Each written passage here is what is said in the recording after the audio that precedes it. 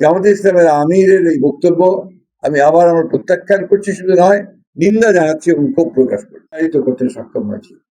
এবং তারপরে প্রায় 1.5 বছর একটি অন্তর্বর্তীকালীন সরকারের তত্ত্বাবধানে থেকে আমরা একটা সম্পূর্ণ নিরপেক্ষ একটা নির্বাচনের মধ্য দিয়ে বাংলাদেশ জাতীয়তাবাদী দল রাষ্ট্র পরিচালনার দায়িত্ব পেয়েছেন। আমাদের নেতা তারেক রহমান সাহেবের নেতৃত্বে প্রধানমন্ত্রী হয়েছেন। আমি আজকে এক পত্রিকায় একটি সংবাদ দেখলাম, যে সংবাদটি আমাকে অত্যন্ত আহত করেছে। যে জামাত ইসলামের আমির তিনি বলছেন যে বিএনপি ইঞ্জিনিয়ারিং করে ক্ষমতায় এসেছে। আমি এটা তীব্র নিন্দা জানাচ্ছি, প্রতিবাদ জানাচ্ছি। এবং তিনি বা তার দল যে কখনোই সুস্থভাবে চিন্তা করেন না তার প্রমাণিত হয়েছে। সমগ্র পৃথিবী, এই সমস্ত যারা আন্দোলন এসেছিল, সমগ্র বিশ্বের সমস্ত দেশগুলো, বাংলাদেশের সমস্ত প্রতিষ্ঠানগুলো, পত্র পত্রিকা, মিডিয়া এক বাক্যে স্বীকার করেছে যে এই নির্বাচনটা ছিল এই কালের, অর্থাৎ বাংলাদেশের মধ্যে সবচেয়ে নিরপেক্ষ, অবাধ এবং সুষ্ঠু নির্বাচন।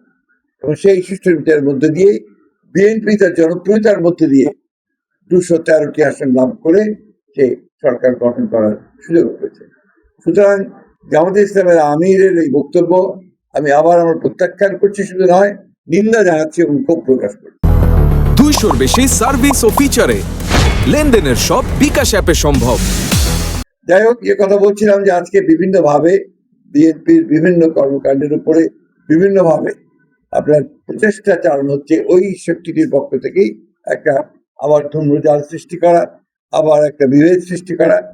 আমরা 5ই আগস্টের পরে যে সুযোগ পেয়েছি বাংলাদেশে গণতন্ত্রকে প্রাতিষ্ঠানিক রূপ দেওয়ার, সেই প্রচেষ্টাকে নষ্ট করে দেওয়া, সুযোগকে নষ্ট করা, আবার একটা ফ্যাসিস্ট শাসনের পায়তারা তারা করছে কিনা সেটা আমাদেরকে চিন্তা করতে হবে, দেশবাসীকে চিন্তা করতে হবে।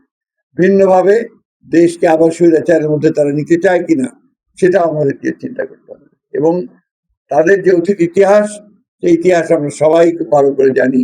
সেই কারণেই সমগ্র জাতি অত্যন্ত সচেতনভাবে তাদেরকে প্রত্যাখ্যান করেছে এবং আগামীতে যেন পুরোপুরি তাদেরকে নির্মূল করা যায় রাজনৈতিকভাবে, সেইভাবেই আমাদেরকে কাজ করতে হবে।